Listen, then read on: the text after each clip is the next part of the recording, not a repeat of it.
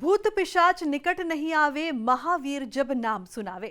ભક્તો જ્યારે હનુમાન ચાલીસાનો પાઠ સાચા મનથી કરે ને, બસ પછી શું છે, દરેક સંકટ, તકલીફ, ભય હોય કે દુઃખ, તમામ તકલીફોનો નાશ કરવા માટે માત્ર હનુમાનજીનું નામ જ કાફી છે। હનુમાન ચાલીસાનો પાઠ કરતી વખતે હનુમાનજી અત્યંત પ્રસન્ન થાય છે અને ભક્તો પર કાયમ માટે કૃપા બનાવી રાખે છે। પણ હનુમાન ચાલીસાનો પાઠ જો તમે કરો છો તો કેટલીક બાબતોનું ખાસ ધ્યાન પણ તમારે રાખવું ખૂબ જરૂરી છે। તમે પણ જાણી લો કઈ છે એક ખાસ વાત। હનુમાન ચાલીસાનો પાઠ જો તમે કરો છો તો કેટલાક નિયમોનું ખાસ ધ્યાન રાખો।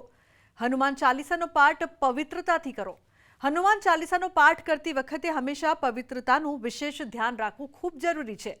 બ્રહ્મચર્ય, શુદ્ધતા અને સાફ સફાઈ બનાવી રાખો। હનુમાન ચાલીસાનો પાઠ કરતી વખતે તમે ગંદા તેમજ અશુદ્ધ કપડાં પહેરશો નહીં। આ સાથે તન અને મનની પવિત્રતા બનાવી રાખો। આમ કરવાથી પવિત્ર સ્થિતિમાં હનુમાન ચાલીસાનો પાઠ કરવાથી તેની કૃપા તમારા પર વરસશે। હનુમાન ચાલીસાનો પાઠ કરતી વખતે એ વાતનું ધ્યાન રાખો કે તમે એક એક શબ્દનું ઉચ્ચારણ શુદ્ધતા સાથે કરો। આ સાથે તમે જ્યારે પણ હનુમાન ચાલીસાનો પાઠ કરો છો ત્યારે સાચા મનથી કરો। આ સાથે શુદ્ધ શબ્દોનું ઉચ્ચારણ કરો। ઘણા લોકો જ્યારે હનુમાન ચાલીસાનો પાઠ કરે ત્યારે બીજી બાબતોમાં મન અને ધ્યાન વધારે હોય છે। આમ તમારું મન પણ પાઠ કરતી વખતે બીજી બાબતોમાં હોય છે તો આ ફળની પ્રાપ્તિ નથી થતી। એકાગ્રતા રાખો। હનુમાન ચાલીસાનો પાઠ કરતી વખતે મનને એકાગ્ર રાખો। પહેલા રામજીનું સ્મરણ કરો અને પછી હનુમાનજીનું ધ્યાન રાખો। હનુમાન ચાલીસાનો પાઠ કરતી વખતે વચ્ચે કોઈની સાથે વાત ન કરો અને મોબાઈલનો ઉપયોગ કરવાનું ટાળો। આ સાથે તમે ભક્તિભાવથી હનુમાન ચાલીસાનો પાઠ કરો। હનુમાન ચાલીસા કરવાના ઘણા બધા ફાયદા છે।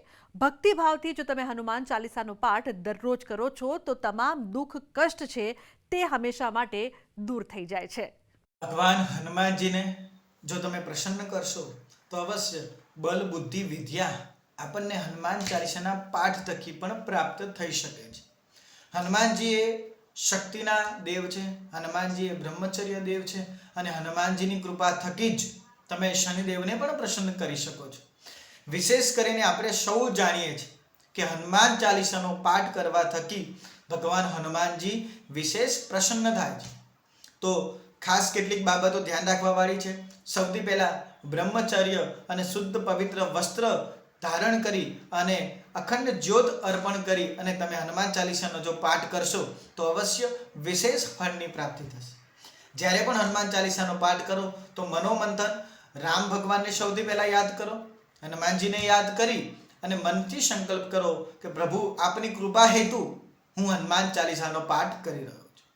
ક્યાંક વ્રત એવો પણ છે જ્યાં તુલસીદાસ સદાહરિ ચેરા છે એની જગ્યાએ તમે સ્વયં પોતાનું નામ પણ આ પાઠમાં લઈ શકો છો।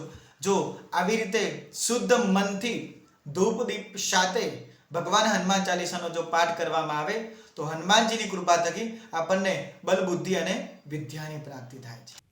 તો આજના અમારા આ અહેવાલમાં બસ આટલું। ફરી મળીશું એક નવી અને મહત્વપૂર્ણ જાણકારીની સાથે, પરંતુ આ વિડીયોને આપ ખાસ લાઈક કરજો અને વધુમાં વધુ શેર પણ કરજો। નમસ્કાર।